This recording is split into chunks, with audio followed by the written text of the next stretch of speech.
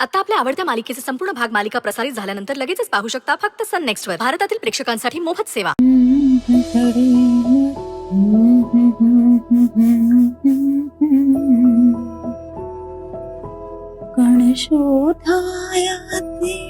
आई का करतेस असं? काय करते? माझ्या लाडक्या लेकीच्या डोक्याला तेल लावतीये. बरं वाटतंय ना? हो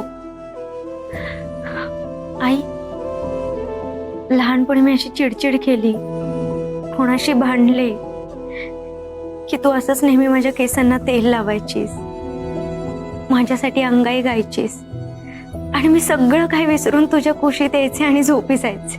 हो, पण आता कुशीत शिरण्या इतकी लहान राहिली नाहीयेस तू. जे झालं ते विसरून जाशील ना? नाही आई, अंजलीने जे काही केलंय ना ते आज काय उभ्या आयुष्यात मी कधीच नाही विसरू शकत. हे बघ बाळा, सगळ्या गोष्टी धरून बसायच्या नसतात, सोडून द्यावं. हे बघ, अंजली एक अल्लड आहे, तू तर समजूतदार आहेस ना? अगं पण किती वेळा समजून घ्यायचं तिला, आणि नेहमी आपणच का समजून घ्यायचं? अंजलीने आज जे काही केलंय ना, तिच्या या वागण्यामुळे त्या लहान मुलाचा जीव धोक्यात आला होता, आणि हे न कळणे इतपत ती आता लहान राहिलेली नाहीये. ओ ग बाळा, तू जे बोलतेस ना ते पटत नाही असं नाहीये मला. मामाचा आपल्यावर कितीही जीव असला ना तरी आश्रितच आहोत आपण या घरात. मामीचे, या घराचे खूप उपकार आहेत आपल्यावर. हे विसरून नाही चालणार आपल्याला. आई, आणि मी विसरणार सुद्धा नाहीये, पण तू प्लीज असं रडू नको. आपल्याला जर कुणी मदत केली तर आपण विसरायचं नाही, आणि आपण कोणाला मदत केली तर ते आठवायचं नाही, हे तू शिकवलंयस ना. आणि मी तसं वागायचा सुद्धा प्रयत्न करते.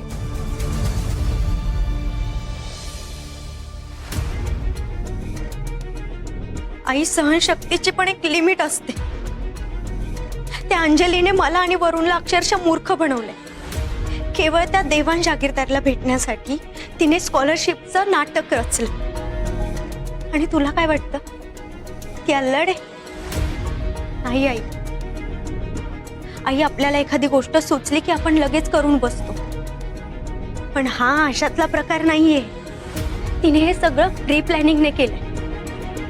अजाणतेपणाने तिच्याकडून हे चुकून झालं असतं तर कदाचित मी तिला माफही केलं असतं, पण तिने हे सगळं मुद्दाम आणि जाणून बुजून केलंय. त्यामुळे मी तिला कधीच माफ नाही करू शकत, कधीच नाही. आणि नोकरी करून आम्हीचं कर्ज फेडतेच आहे ना, तू सुद्धा घरातली सगळी कामं करतेस. अजून काय करायला पाहिजे आपण?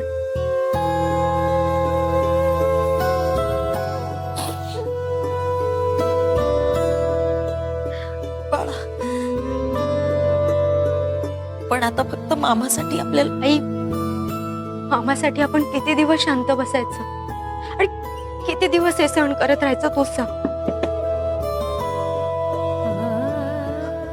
दारोकडच. हो.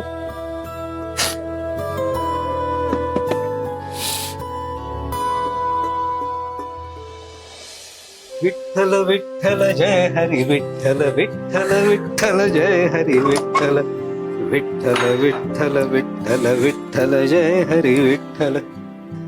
हे काय, तुम्ही दोघे झोपले नाहीत अजून? अरे, झोपणारच होतो बघा. आई, तुला सांगतो, आज देवळामध्ये भजन इतकं सुरेख झालं ना बुवांचं. वा वा वा. हो ना, कळतंय तुझ्या आवाजावरून.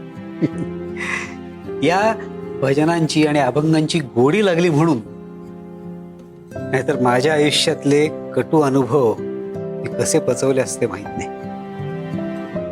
मामा, आय एम सॉरी.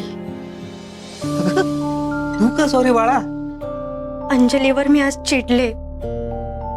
माझ्यामुळं घरातलं सगळं वातावरण बिघडलं, आणि या सगळ्याचा तुला किती त्रास होतोय ना हे समजू शकते मी. अगं वेडी आहेस का तू? आणि हे बघ, तू ठरवलंस ना तरी सुद्धा तू कोणालाही त्रास देऊ शकत नाहीस. उलट या घरामध्ये जे काही चैतन्य आहे ना ते केवळ आणि केवळ तुझ्यामुळेच आहे.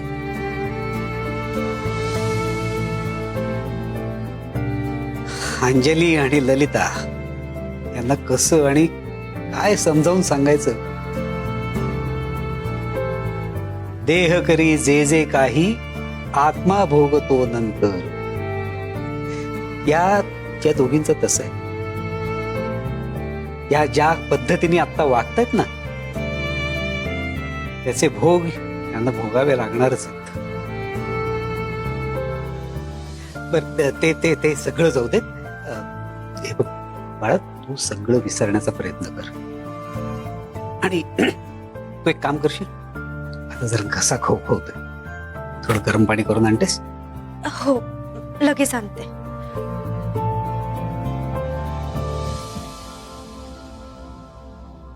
माय लेकींचा रडण्याचा कार्यक्रम झालेला दिसतोय. नाही रे मधू, जरा तिला समजवता माझे डोळे भरून आले इतकेच. आई, अगं तिला काय समजावून सांगणार तू? अगं किती समंजस आहे ती पोर. तिला खरं समजण्याची गरज आहे ना. तिच्या पुढे कितीही डोकं आपटा, पालथ्या घड्यावर पाणी आहे. ती अंजली कशीही वागते आणि ललिता तिला पाठीशी घालते. यामध्ये कधी बदल होईल असं मला नाही वाटत. मधू, तू नको त्रास करून घेऊ स्वतःला. आई, अगं प्रश्न मला त्रास होण्याचा नाहीच आहे. हे बघ, जे आहे जसं आहे तसं मला आयुष्यभर भोगावं लागणार आहे. हे माझे भोग आहेत आणि हे मी माझ्या मनाने मान्यही केलेलं आहे. ताई, हे जे काही आहे जसं आहे ते मला भोगावंच लागणार आहे ही मनाची तयारी केली मी. पण हा त्रास सईच्या वाट्याला येऊ नये एवढंच वाटतं मला. खरे रे, इतकी गुणी पोरे बघ माझी. असं वाटतं आता तिच्या आयुष्यात फक्त आनंद असायला हवा आणि प्रेम करणारी माणसं असायला हवी. येणार, तिच्या आयुष्यामध्ये आनंद येणार आणि तिच्यावर प्रेम करणारी माणसंही तिला मिळणार. मधू, तुलाही तेच वाटतंय जे मला वाटतंय? होय ताई, आपण आता सईच्या लग्नाची घाई करायला पाहिजे, म्हणजे तिची ह्या सगळ्या त्रासातून सुटकावी. अरे पण तू बघतोस ना, लग्नाचा विषय काढला की कशी चिडते ती. हे बघ ताई, तू आता सईला काहीच बोलू नकोस.